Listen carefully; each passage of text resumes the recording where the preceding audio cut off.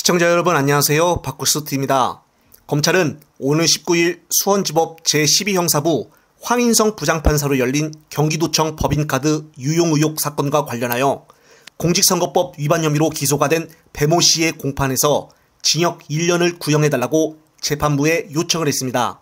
검찰은 피고인은 경기도청 대외협력정책위원으로 임용이 되어 경기도지사 배우자를 보좌를 하며 음식 배달과 차량 정비 등을 했고 전국을 수행하며 여당 대선 후보 배우자인 김혜경 씨의 일정을 수행하고 이 과정에서 경기도청 법인카드로 결제를 했다며 배 씨의 공소사실을 거론했습니다.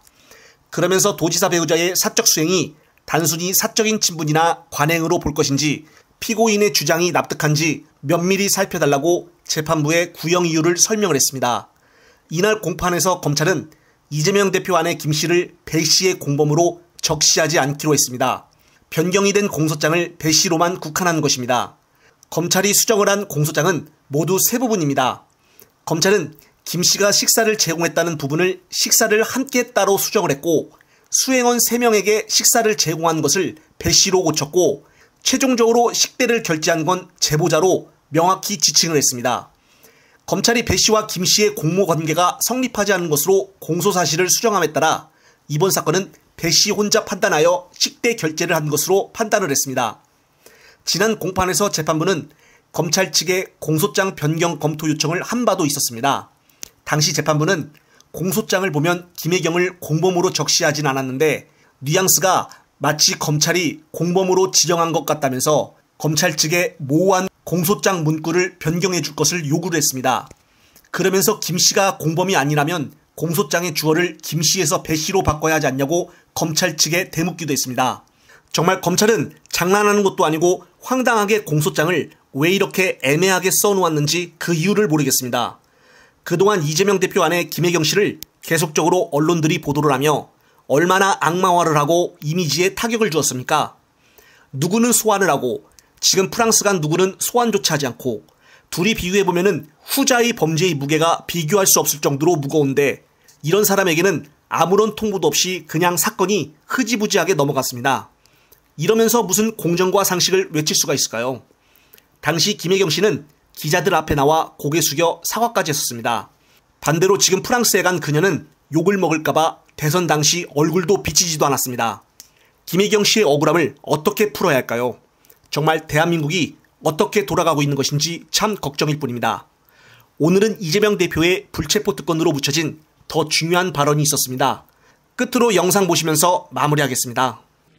지난 1년 대통령은 야당과 한 번도 만나지 않았습니다. 대통령의 시행령 통치와 거부권에 막혀서 입법부가 제대로 작동할 수 없었습니다. 대법관 임명 과정에서 대법원의 독립성은 훼손됐습니다. 대통령은 자유민주주의를 외치지만 이 땅의 자유와 민주주의는 질식의 위험에 빠졌습니다. 모든 동물은 평등하다. 그러나 어떤 동물은 더 평등하다. 조지 오웰의 소설 동물농장 속 풍자가 2023년 대한민국에서 현실이 되고 있습니다. 헌법 가치를 수호하고 국민 인권을 보호해야 될 검찰은 우리 대통령을 지킨다면서 국민을 향해 쉼없이 칼을 휘두르고 있습니다. 완장찬 감사원은 헌법상 독립기관인 권익위와 선관위를 무릎을 꿇리겠다고 수단 방법을 가리지 않습니다. 검경의 구두발은 제1야당 당사도 국회 사무처도 언론기관도 가리지 않습니다. 하루 평균 1000건이 넘는 압수수색이 벌어집니다. 무죄 추정, 불구속 수사, 공판 중심주의 원칙은 다 어디로 가고 구속과 기소가 남발되고 있습니다.